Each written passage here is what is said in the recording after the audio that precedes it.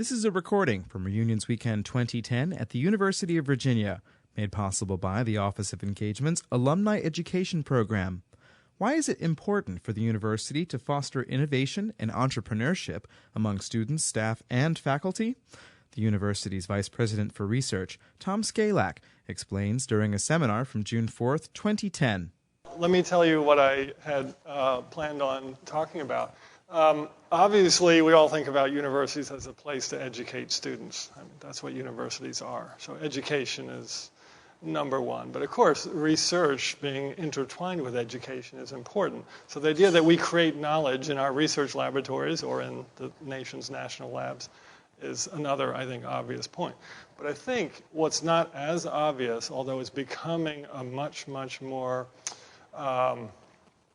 high attention subject inside the Beltway in the White House, as I'll mention later, right now, is the idea that moving knowledge from the classroom and the basic laboratories at the nation's universities and federal labs out to the marketplace where the new ideas can make a difference in the ways I'm describing here is very, very critical. So disseminating knowledge as a key part of the university mission is actually, believe it or not something you hear everywhere across the nation. Some still would espouse that a university is sort of a reserve where you go to learn and develop oneself, and then you step outside to the world where you apply your new personal ability, talent, and so on. And what we're interested in doing at UVA is making this a leading exemplar of a university where, yes, you have reflective space and you're performing education, you're developing young people, you're creating new knowledge, but you have a seamless connectivity with social problems, the marketplace, you're able to respond to market pull, but also have your faculty and your students, your staff together be pushing ideas out as well, or engaging in sort of a market push of new ideas. And so that's what I want to talk about. And we think of this as innovation serving humanity. It's disseminating knowledge. And yeah, it's involved in wealth creation. It's very, very important. They're very hard to dissect out doing social good or impacting healthcare or providing higher throughput alternative energy sources that can replace oil faster. These are all connected to wealth creation. So we think about them all together. Let me share a Jefferson story with you because that's very, very important at UVA. You all know probably many stories about Jefferson, but there's one you may not have heard, I'm going to guess, and that is that in 1789, he actually proposed the metric system to the U.S. Congress. And he was soundly rebuffed by the U.S. Congress, who basically told him to go away because they were happy with the current system of weights and measures. They didn't think they needed a new one. And of course, later, it came from France and became a worldwide standard and so on. So he learned a lesson in innovation, I like to think, and we tell this story to our students and faculty, that often an entity, it can be a large bureaucracy like a university, it can be the US government, it can be an established corporation like, for example, General Motors. No one here worked for General Motors. I didn't hear there. Okay. Where one can become insular in one's strategic thinking or design thinking innovation practices. And so you might tend to overlook new disruptive ideas. And so we just want to learn that lesson and be open to outside change agents, open to environmental forces, and teach our students and our faculty to behave in a manner consistent with the idea that no one has a perfect crystal ball and can predict the future. So we have to continually engage in opportunity seeking and the problem solving, the critical thinking that can lead you to then realize those opportunities. Okay, so that's the change in culture we're seeking in this innovation initiative for UVA. Comparing familiar ways, like the US Congress, versus new ways. So I've seen this many times out in the private sector. So in no means would I describe this as a unique characteristic of a learning organization like a university or a school system. I think this is very common in government entities, NGOs, and private organizations. I was recently consulting with a Fortune 500 company, Abbott Laboratories in North Chicago. My expertise is in blood flow in small blood vessels and how to engineer new blood vessels or how to use blood in diagnostic assays in useful ways where you can learn about the state of a patient's health or disease. And some of you may know that the idea of doing analysis of a very tiny blood sample, like a very painless finger prick, put a tiny sample of fluid on a little chip and have it circulate around, measure the biochemical constituents and so on, read that out with microelectronics, is a new way of doing personalized medicine. And so blood on a chip. But the engineers in this major company were still thinking about doing the mixing of the blood in this tiny chip the way you would think about stirring your cup of coffee to mix the cream with the coffee. And that's called convective mixing, and it doesn't work. When you're at very, very small microscales, everything has to happen by diffusion. And so you need to build the thing much differently to have geometries that allow these different materials to mix in a very different way than stirring with the spoon. And so thinking in opposites can often lead to new designs. You can't always use the same thinking. And this is just something that we would like to have pervading our curriculum in all disciplines at the university, not just the sciences or engineering, but also what are traditionally called liberal arts and humanities and social sciences. What's the value of research at UVA? Probably don't need to say to this crowd. It's a great education for tomorrow's world, that you learn to ask your own questions, get data, make observations, do critical thinking, and arrive at new solutions. And of course, it creates the economy of the future. It creates U.S. opportunities for our own children. You know, this mantra that China has more honor students today than we have students total is the most striking way to think of this global challenge we're all facing. You hear this a lot from different quarters, from the White House, from company leaders, from university leaders. I actually think we have some unique things in our U.S. system of education and entrepreneurship that haven't yet been grasped by either the EU or Asia. And it is what basically is captured by the term innovation writ broadly. So I think I'm very optimistic, actually, about enacting this. So, yeah, this is what we hope students learning about innovation must learn to do, is sometimes to think in opposites in order to address uncertainty in research. So the example here would be, let's say you're an economics major in the college with an arts minor, but you're working at the World Bank. You're deciding how to deliver food and water in Africa. Well, our Calder conference, at which we had a physicist from the Brookhaven National Lab talking across to an artist and a sculptor about how to create a mobile, this conference dealt with the balance of elements. You know, Calder was actually a mechanical engineer, and when he created the mobile, which is actually he's credited with inventing, he was interested in the dynamic balance of objects. And you see that illustrated in some of his hanging sculptures in particular. Well, if you apply it to the motion of water, you might think the obvious is for drinking, washing, cooking, and so on. But actually, you have to pour the water on the ground, so it might be opposite to your obvious notion. The point here is that true innovation can be hard to recognize. And typically in education, we teach to a goal, we teach to a right answer, and so on. But real innovation can make life permanently different. And because of that, we have trouble imagining change, because most human beings know how they're living and what they're doing and what tools they're using and so on. So you can think of innovation as being invisible until it bursts into view. And this is my favorite picture of that. So this shows this volcanic activity not in Iceland, but off Fiji last year, or Tonga, I'm sorry, not Fiji, close. And you can imagine that the surface of the ocean would have been completely calm before the eruption. But now there's a highly disruptive event. Now that it's there, it's obvious to everyone. And that's often the case with great inventions like the iPod or other things of this nature. So we like to characterize this way, this full circle from basic discovery, sciences, ideas all the way around to translating them to new, possibly disruptive innovation. Up at the top there, you see basic discovery and understanding. The idea would be, this is for a medical example, you come down here to a prototype or a process, you introduce it to the marketplace over there, product launch, but by the time it's out in the marketplace, there's often feedback on it. How does it work? Is it ideal? Could there be modifications made? And it often puts you right back in a basic research setting. So we are asserting, and that's part of the culture change at UVA that we're hoping to enact through this innovation activity, that faculty, students, staff, do better basic research. That's up in the discovery area, new knowledge creation.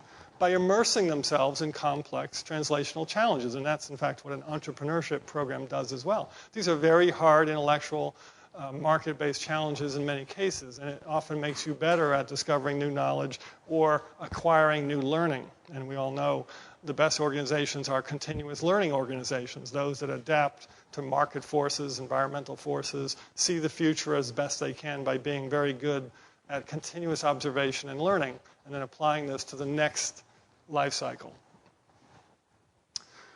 This is just an example of how big one particular sector is.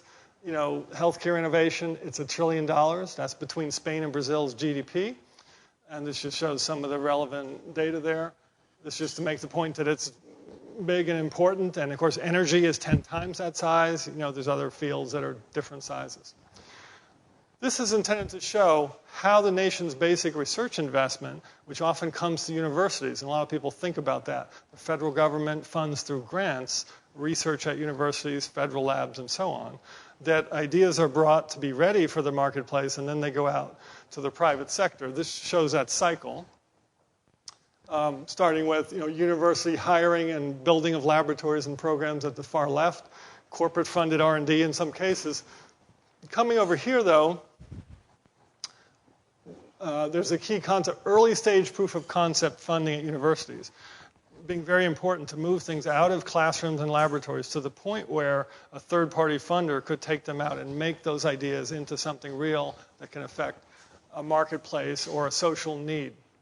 And so this is a critical need in this pipeline. And what happens is this creates jobs in U.S. GDP, jobs and GDP, and finally jobs, GDP, and healthy Americans.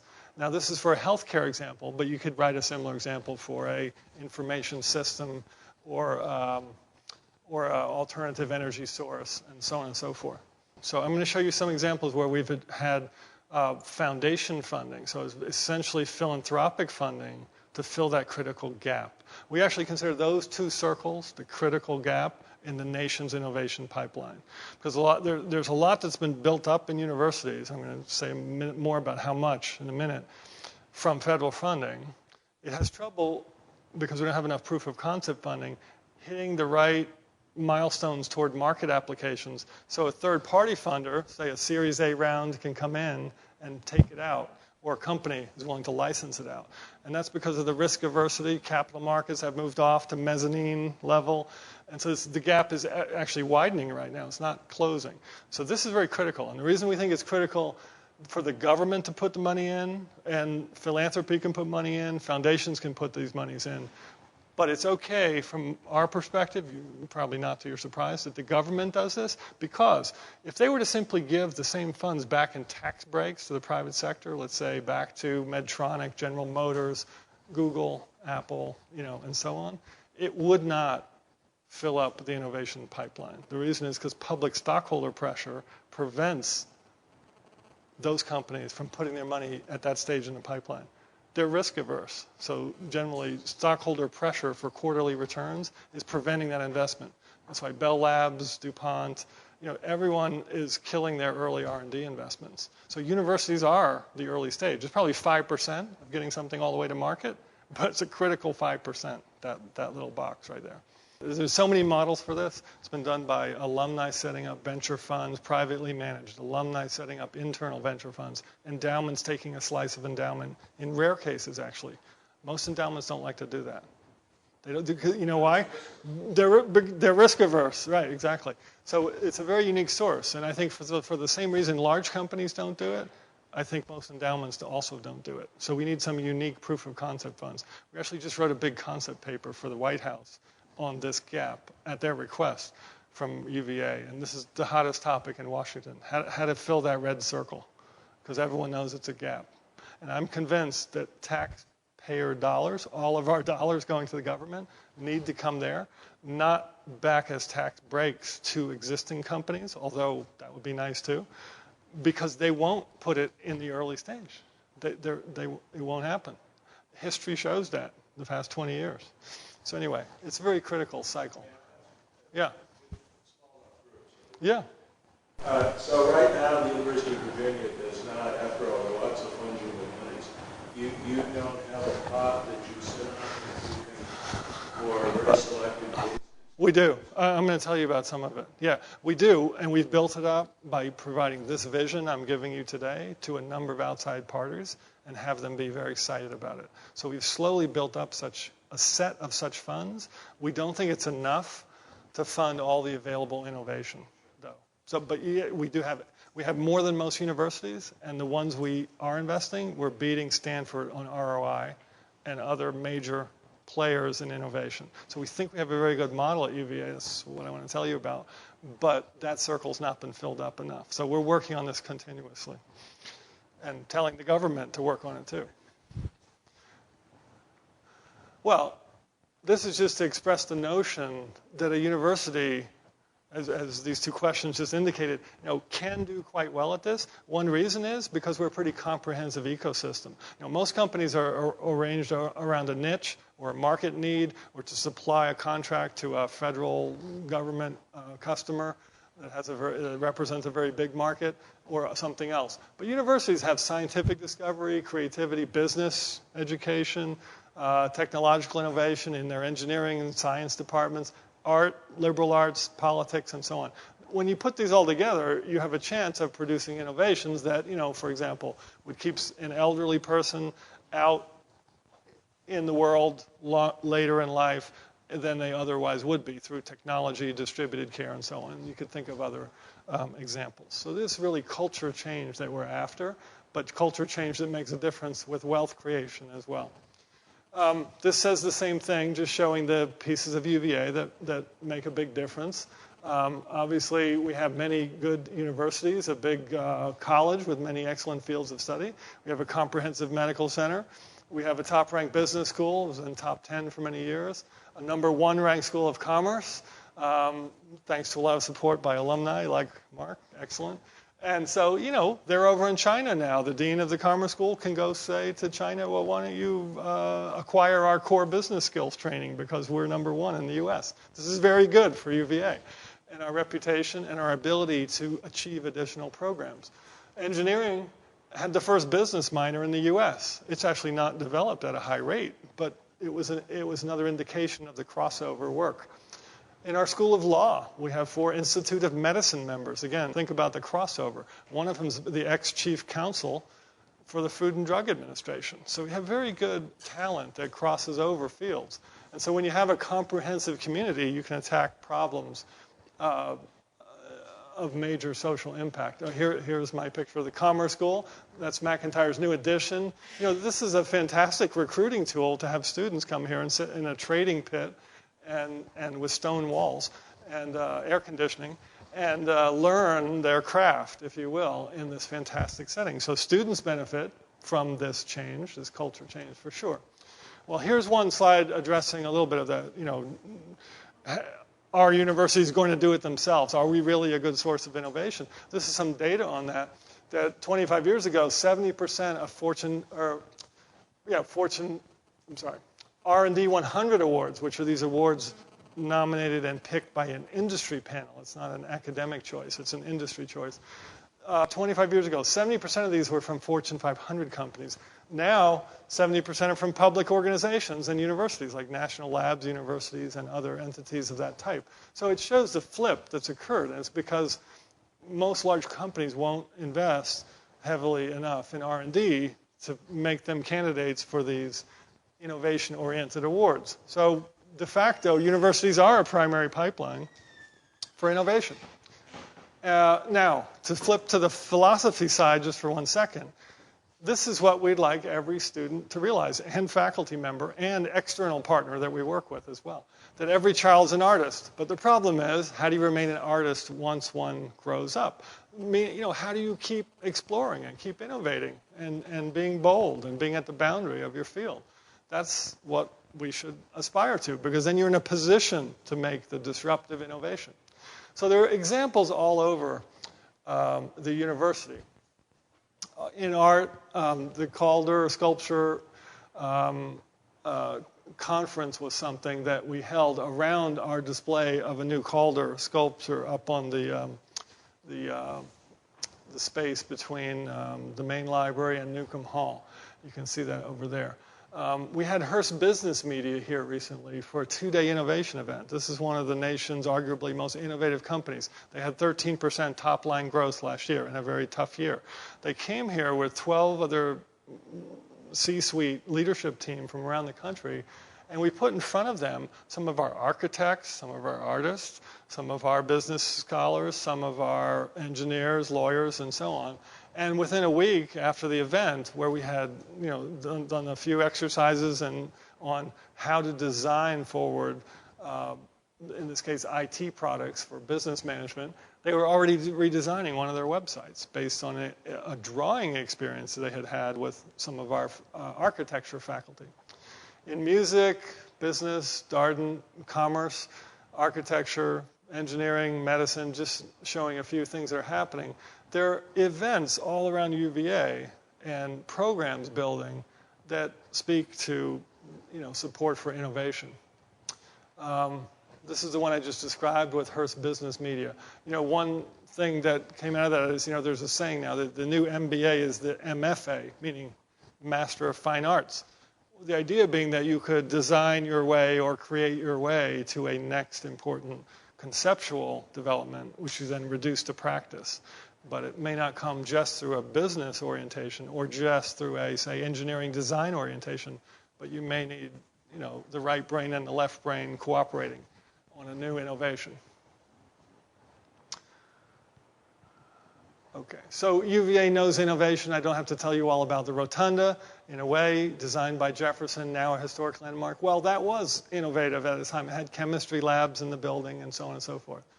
And, of course, has stuck as a leading public university that we are now, still today. One of our most recent research buildings is this one over in School of Medicine.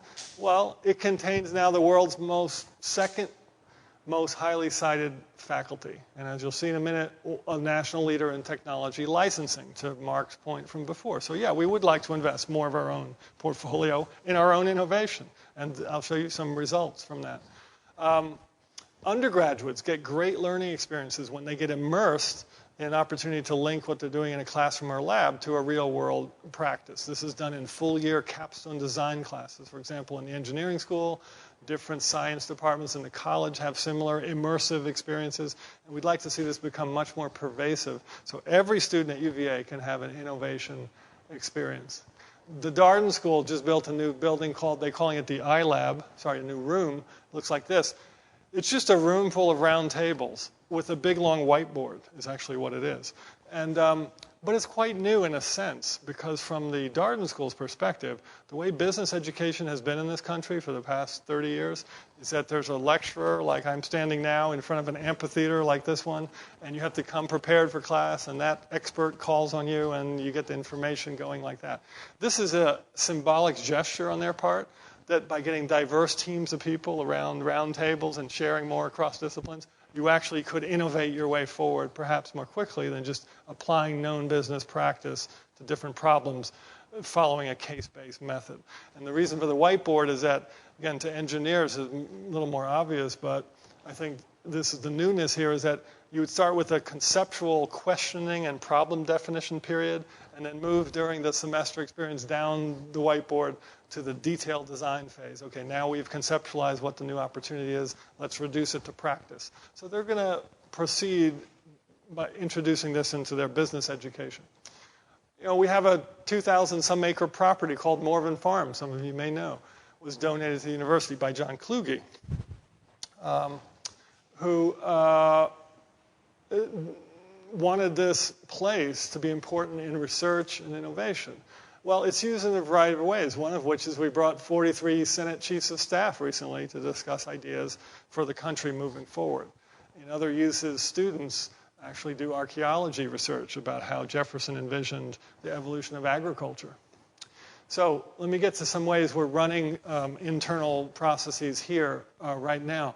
One way we raised some of these proof of concept funds that you asked about was from the Coulter Foundation. They funded 9 programs, I don't know if I said that here, across the country. Our cohort is Stanford, Michigan, and Duke. And there are actually a total of 9. And they all got $5 million. $1 million a year over 5 years. And so what we do with it is we invest proof of concept money in 6 to 8 projects that we review with a very diverse review board, which I think I'll show in a minute. And we have them do milestone-driven work. We have the will to kill projects if they're not hitting their milestones. We move the money to other projects. We give iterative coaching and mentoring from outside experts. We bring in practicing venture capitalists, people who've run small companies, people who've been project managers in big companies, CEOs of big and small companies, lawyers, medical people, nurses, customers, get them all working together. The first $2 million produced 40 patent disclosures in 2 years. That's 10 times the national rate. It's about 4 times or 2 to 4 times Stanford's rate. 50% have already been converted to commercial licenses. That's 4 times the national rate. And there's a number of, solutions here that have been envisioned. Imaging the beating heart in humans. That's already been adopted by Siemens Corporation as one example. It's in their clinical scanners in a very short time. Some systems biology approaches for treating brain cancer, a device for improving childhood surgery for inserting ear tubes to drain fluid from the ear. That product's already on the market, and it started with students doing innovation. It was in a catalog within 18 months and being shipped to customers. So it went all the way from lab to productization and acquisition by a company in a very short time. So we have some low-hanging fruit and some more complex projects. So this idea of the 3 Ps here, people, patents, and products, this is something, again, you don't often hear on many campuses very explicitly. We're trying to make it more of a part of the culture here. And this is obviously the rationale.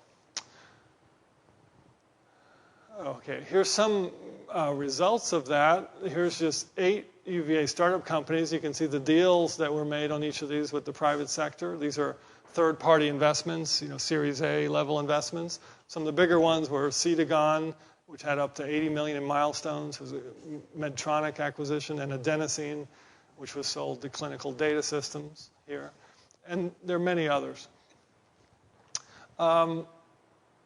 The role of outward-facing relationships. We thought it was important to eliminate the not invented here culture. So in other words, to think that this part, the idea that happens in a lab or with a faculty member or a student design team is all that's needed is often part of the mythology of university innovation. That universities have been a bit iconoclastic and think that that's most of the way to the end goal. And of course, we realize it's not. It's usually 5% of the way or 2% of the way or something like that. So that's a good first realization. But the same is also true of companies. Many companies have been very insular. Say, well, if it's not invented here, we don't want it. And sort of get into patent battles with competitors. So we like to have a good two-way flow of information with outside partners. Find talent anywhere and have inside-outside change agents and relationships. So relationships are key. We've built up a large set of them with venture partners over here, investor networks, foundations, and corporate partners. And this is just actually a partial list. Deb mentioned the Venture Summit. So we've done this 2 years in a row now. It's a university-wide event bringing people from all the 11 schools who are out in the world of venture capital. And we have people in the world of venture capital, that had their degrees in history, English, astronomy, mathematics, commerce, business, engineering. They're all over the university, medicine. We brought $15 billion in venture capital to UVA each time, under active management. And what we did was offer sort of a 4 to 8 year window on the future of certain disciplines like alternative energy, personalized medicine, microelectronics, and things of this nature. Not thinking that we would offer a better deal flow, because these people see the best deals where they sit in Boston, New York, Palo Alto every day anyway. So we were under no illusions. But they're very appreciative of having a little more distant window because, as I said at the outset, no one has a crystal ball. And when a deal hits anyone's desk in the private sector anyway, the first thing they do is pick up the phone and call a national lab or a university research lab typically and say, well, what do you think of this technology? So it's very reasonable to think we should be in a continuous discussion with the venture world about future opportunities. That's what universities do really well, think about the future. Having said that, we did put some UVA spin-out companies in front of them. So we take a half day and have like a live fire pitch session where actual UVA spin-out companies pitch. The first year we did 6, and 6 out of 6 got funded in the next 12 months. None from UVA portfolio money or endowment money, I have to say, but outside money.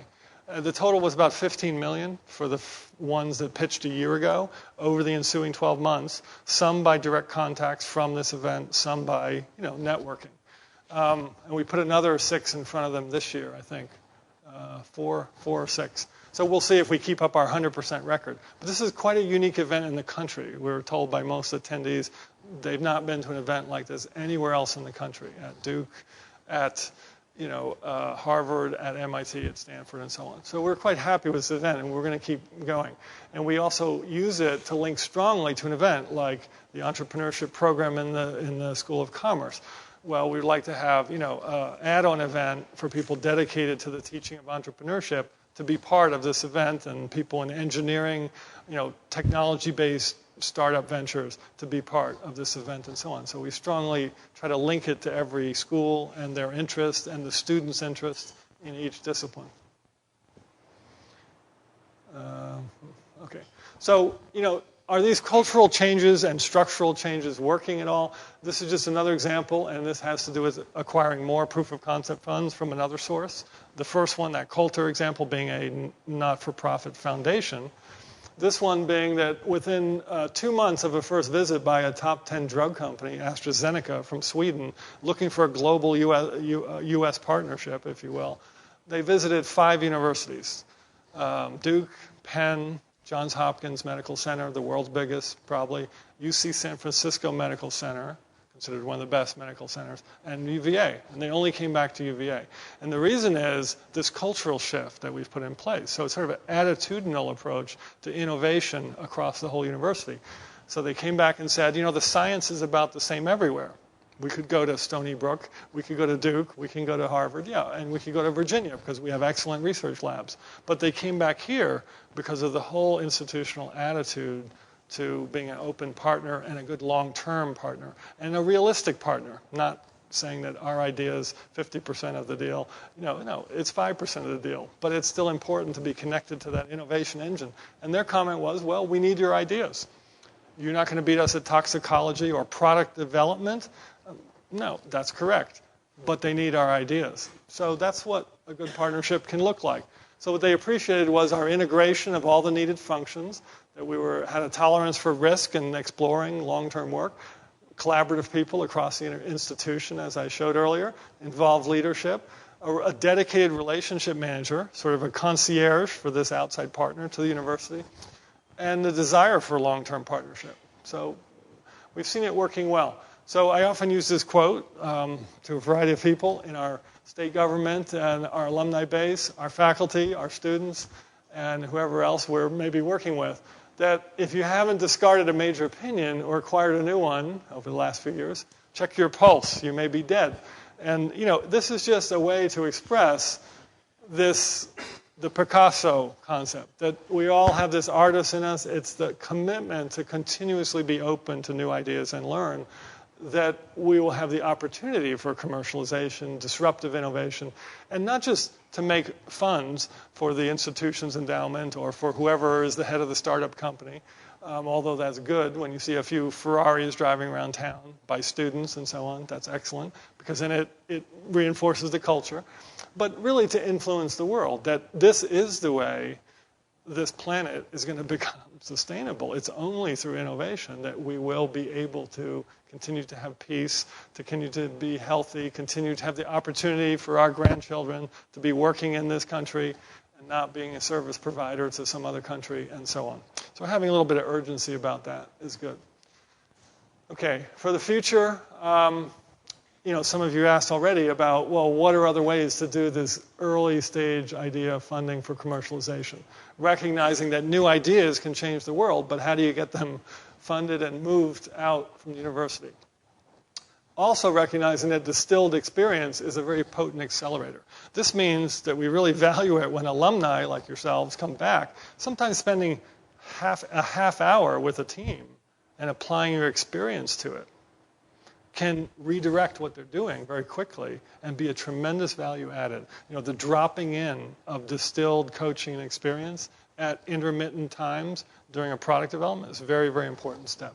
So anyway, based on these two thoughts, we are wondering whether there's another model. So I often use this analogy of this innovation system. I call it the bubbling swamp of innovation, out of which, of course, we hope to see some great redwoods grow, like a Microsoft. I mean, we need some big ones. We can't just have small ones. But to do that, you have to have this swamp. And that's all of our researchers and innovators to which these outside partners want to be at the side. They want to be sitting at the side of the bubbling swamp so when something bubbles up, they can take it out. So how do we achieve that? Well, I've shown you a few of them, the Coulter program, the AstraZeneca program. We have a co-managed fund with Johnson & Johnson, for which they have no intellectual property rights, for those of you who are interested in this model. They just give us the funds. We have a board member sitting on the board making the picks. But if they want to take it out, they do the deal to take it out. But they value that co-managed fund because it gets them close to our new ideas and our people over the long term. They build trusted personal relationships. And then when something does bubble out, they'll be there ready to take it. And we would be crazy not to work with a partner like J&J, who's had quarterly revenue increase, I think, every quarter since 1947. So they're a very high-quality partner. But having said that, and we are building those proof of concept funding mechanisms, maybe there's another way to bring in some more gifted translators, is what I've called them here, sort of providing the Rosetta Stone of translation from the bubbling swamp out to new ventures, deals, drugs, devices, partners, IT products, software, whatever it might be. So what that new entity or process would look like, I think, is still a question mark, actually. Mark, you alluded to one. We could take a slice of our endowment. Okay, but then who would manage it? Should I manage it, or should you manage it? You and your friends manage it? There's a lot of possibilities, and we're open to any of those. And so we think there might be a new model, and no one in the country has one that I would say is perfect. Even if you think about Stanford, they actually have sunk about $14 million into their patent bank, as they call it, that are just lying fallow. And they're coming under increased pressure to think about, what is that doing? Now, that's not a large amount of money to create compared to what Google created. Nevertheless, they're coming under fire for how they make their decisions. And so no one has the perfect model because no one has the crystal ball, right? And if something's not ready to be commercialized, outside people don't want to bet on it. Well, why would an inside person bet on it? So, someone has to take the risk and believe that the long-term investments will pay off. So we think there's a big potential to create this Rosetta Stone in proof of concept research, or fill the funding gap. And we'll see if we can come up with a way to do that.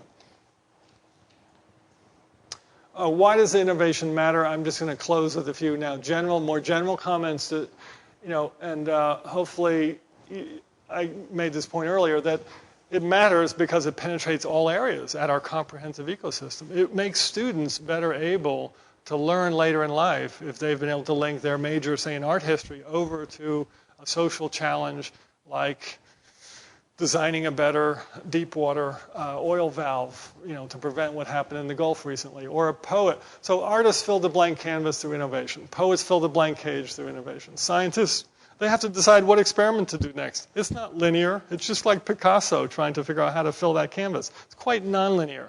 And so we think these have a lot in common. And if we could provide that to students, that would be an improvement in the way we deliver education or guide students to learning. And it's important, of course, because innovation-based economies are what are going to provide for freedom, peace, and social health. And we all think about Silicon Valley, Singapore taking their shipping revenues and pouring it into a knowledge-based economy. But they're under fire. They've not produced. It's not clear their system is going to work. They're building big institutes with their shipping revenues so they could replace eventually that revenue maybe with other knowledge-based economics, but it hasn't happened yet. We'll see. But we think that the regionalization or democratization of innovation is very important. If innovation happens here, just like when Jefferson founded this university in the middle of the country, the ideas are going to be flung worldwide. They'll be best shored to wherever they can be best put in the marketplace. But they need to originate in a place where it's going to be this bubbling swamp of new ideas, which is what a university is. Here's an example. We built this bay game that Deb mentioned also. This is very interesting because the Chesapeake Bay is going to fail to meet water quality standards set 10 years ago. And the White House has declared this essentially a crisis now. So we wanted to work on this to try to basically save the bay and improve this watershed, which is the most diverse watershed in North America and the largest estuary in North America. And so it's a model, in a sense, of a diverse watershed for the rest of the world, where water problems will be a big problem in the future. So what we did was we put a team together that took advantage of our comprehensive ecosystem. So we have faculty from 8 different schools: law, the college, environmental science, engineering, infectious diseases and medicine, and so on. And we built, this is basically a computer simulation of the diverse stakeholders who have a role in bay behavior. So farmers, fishermen, policymakers, mixed-use real estate developers, and so on. We built it into an agent-based simulation. So each autonomous agent in the simulation, a fisherman decides how many fish to catch. Do I take a loan and buy a new boat?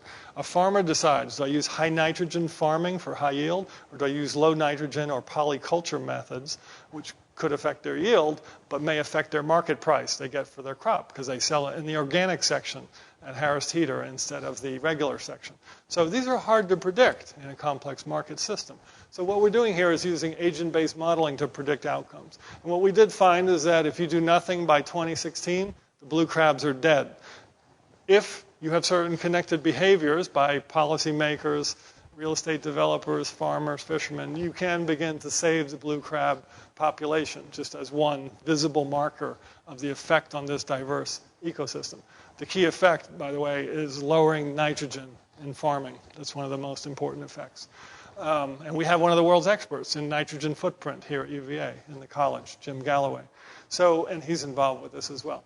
We have the White House Chief of Staff for Water Quality, Chuck Fox, involved. We now have Philippe Cousteau involved. So he's been on Larry King Live recently and CBS Morning News, portraying to the public the impact of this balance of behaviors in a real working marketplace between consumer behavior, the people harvesting the fish, the people doing the farming, policymakers who can either incent or regulate a regulated marketplace, and how those all interact, because most things in life are a balance. So the idea here is this is an attempt to provide a complex simulation that can educate citizens about the balance needed in their behaviors and how they vote, how they behave in their private life that has an effect on a system like the Bay. And this is obviously transferable to financial systems. Actually, we've talked about writing a game like this for a financial market. It's transferable to a university. It's transferable to lots of other processes, like, for example, introducing solar panels into a community, what that would do to energy prices, and so on and so forth. So there's lots of ways this is applicable. So we're pretty happy about the progress of this. We're also writing a K-12 version to try to get this ability to play this game into local high schools in the 6-state watershed that surrounds the Bay, so the next generation of students will, by their own behavior, also help with the water quality problem. Here's one of the outcomes I already mentioned. This is an example that the second most common childhood surgery, some of you may know, is when children get an earache because they got an infected ear, and the pressure's building up because they have fluid. They have to go to the hospital, and sometimes, in the worst case, they have to put a hole and put in ear tubes to drain the fluid. That's the second most common childhood surgery in the country, and it causes a lot of pain, obviously, and for the kids. We invented a device to put in the little ear tubes more easily, a little mechanical insertion technique, and also a teaching aid to teach doctors in medical centers how to deal with ear tube insertion more reliably and faster and with higher quality outcomes. And so this is the catalog. I think I have it circled there. You can see this is the teaching device. It's on the back of this major catalog. And this is about 18 months from undergraduate students at UVA beginning to design the device till it got in a catalog and was shipped to customers. So it's actually a great example of all the way from student education through research, innovation, R&D, out to the marketplace very, very quickly because of this inside-outside access. And it makes a difference for people. How exceptional is research at UVA? And I think for this crowd, I'm not sure this is the best example, but I like this example because it's important for us to communicate to the public, our Board of Visitors, state legislature, federal government. The person who did that project I just showed is Shane Pierce Collar. She was named the top innovator in the world under 35 by MIT innovation magazine a few years ago. What's it called? Tech Reviews, MIT Tech Review, I think it's called. How rare is this honor? This is in the top 1% of young people in science and technology. That's equivalent to the achievement in sports of UVA winning the Division I men's soccer championship last year, which we're all extremely proud of. And the point being obvious that we have a lot of innovators here, as do many universities, that are really at the very, very top of their fields. And the key is to make that recognized and link it out to society and to marketplaces where it can make a difference. Why is research valuable? Because a great education lets you prepare for the world of tomorrow, not the one that's here today. That has to do with the fact that innovation is sometimes invisible. You have to get people in the habit of valuing curiosity and reaching judgments, not getting the right answer on the exam where there's one right answer, but reasoning to a judgment in the face of uncertainty, which is what the real world always has to do with this balance. And that's not done so frequently in undergraduate curricula. And there's an example, Diane Longo. She got her bachelor's degree here in 2005. Well, she's now working in San Francisco trying to find a cure for diabetes through a systems model. So that's creating the economy of the future. So our children can enjoy opportunity and the pursuit of happiness, as Jefferson said. So this is our sort of dream for innovation at UVA, that we have every one of our 20,000 students or so learning innovation through a personal experience, like the few I've described, where they actually get immersed in the process of addressing uncertainty and coming to a solution during their time here. And we've already begun with the School of Architecture, actually with architecture students and a faculty member, Bill Sherman, who's leading our UVA Innovation Initiative, trying to combine things that are happening in commerce, Darden, engineering, medicine together into kind of a coherent innovation structure that includes entrepreneurship, but other forms of ideation, like inventing the mobile or new forms of providing content in media. As newspapers are dying, how are we going to produce an educated citizenry in the future? Someone has to solve that problem. And so we're working on all those things. This is a diagram of a building that might be a spiritual gesture about innovation at UVA. Could be located centrally right by South Lawn. Could be located in one of our research parks. It could be that we deconstruct this into small pods that are distributed in every school. So every school has one. Why do partnerships matter of the type I described with Coulter and the leading drug company and other partners? Alfred Nobel said that home is where I work, and I work everywhere. And this you see this is Alfred Nobel from the Nobel Prize, but this is not his home in Scandinavia. You can probably tell it doesn't look like Scandinavia. I think this is in San Remo, I believe, probably in Italy. And so he's away from home, but his point is he's always thinking, he's always innovating, he's always observing what's around him and making lateral connections to what he might have been working on in his home lab, but then he learned something new in another place, another environment, and he made connections. He made lateral connections that let him be truly creative. And this is just an example. We recently had visitors here to Charlottesville. This is the AstraZeneca team from Sweden. So here's the back of the envelope. Back of the napkin ideation process. And literally, this napkin is now a corporate project in Sweden that was created here. So the young appreciating the old. The point here being that this is my daughter, actually, on a sculpture that's probably several hundred years old in Padua, Italy. The point being that we're always standing on what went before us. And that's what we typically teach at universities, right? A body of knowledge to respect what came before.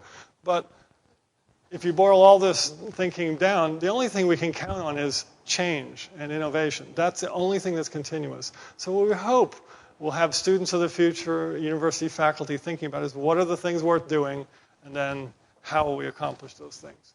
And so here's a couple of thoughts about that I like to use. That Bronowski, this is a great little book, Jacob Bronowski. Basically, in this thin book, he talked about the idea that when you carry out scientific and innovation work, you're behaving according to a set of values that are also informative to the way any human society has to behave to be effective. So he said what science has to teach us is the irresistible need to explore. That's the Picasso artist child in us all. And there's your attributes that students, corporations, and university partners need. And it leads to the idea that New ideas change the world. I've heard this from corporate executives. What's the most valuable thing you're looking for in people you hire? Curiosity, people capable of new ideas. You talk to artists who've worked their whole life not in a corporation or a company, but on their own. Iconoclastic people, they say the same thing. New ideas change the world. So I think it's pretty fundamental to just recognize that that's worth striving for. Now, to the point of innovation again, as if we haven't talked enough about it. This is from the Stanford economist Paul Romer, which is my favorite sort of anti-definition of what's not innovation and then what is innovation. That no amount of savings and investment and no policy of macroeconomic fine-tuning, no set of tax and spending initiatives can generate sustained economic growth. And of course, he's referring to things like derivative markets and other shifting of currencies from one place to the other, but that won't necessarily generate a total gain in productivity unless it's accompanied by countless large and small discoveries that are required to create more value from a fixed set of natural resources. So the point is, it's the only way forward that we have. And then a parallel comment from Banowski again, that there was never a great scientist who didn't make bold guesses, and there was never a bold man whose guesses were not sometimes wild. So that comes back. That's my answer, Mark, to your question, why we don't have a slice of our endowment in innovation, our own innovation. It's because it's hard to tolerate the wildness, right? Or you have to realize or expect there'll be some wildness. So there has to be a certain tolerance for that to get the bold guesses that make the new innovation visible, there's going to be some wildness in the system. So this is my cartoon picture of that thought. This is the Bird executive looking at some data there, the hour of rising versus the worm acquisition. And of course, the conclusion is the early bird gets the worm. But the question is that good business practice? Is that art? Is that science? Is that business? Is that associative thinking? Putting two very different observations together, but all of a sudden you have a very disruptive innovation or idea. And that's what innovation is. It's the habit of doing that. But that's an unpredictable process. So our challenge is linking all these elements, art, sciences, technology, where each little spot by itself could look isolated. But what we're hoping to do with this UVA Innovation Initiative is put them all together, get the coherent picture. And so, this is the question I get asked a lot. Can UVA do this? We're not in a major metropolitan area, this, that, the other. Are we big enough? Are we the right size? And so on. Well, our answer is, given by this, by analogy, that in the New York Times in 1903, there was this quote by the pundits that the flying machine, which will really fly, will be evolved by the continuous and combined efforts of mathematicians and scientists in 1 to 10 million years. And on the same day, in 1903, Orville Wright said, well, we started assembly today. So my point to you is that UVA research is, well, we're already national champions, and we have excellent programs. We have started assembly for the future of the world, because ideas change the world, and for the future of our children, so they can have a knowledge-based economy in which to thrive and be healthy and have a fulfilling life. And so I think this is why innovation at UVA is important to us, and that's why we wanted to share it with you and what we're doing that may help distinguish UVA from universities that are likely to pursue knowledge delivery in standard ways versus immersing students in exploration and discovery that could be really disruptive. So, thanks for coming. This is a recording from Reunions Weekend 2010 at the University of Virginia, made possible by the Office of Engagement's Alumni Education Program. Why is it important for the university to foster innovation and entrepreneurship among students, staff, and faculty? The university's Vice President for Research, Tom Skalak, explains during a seminar from June 4th, 2010.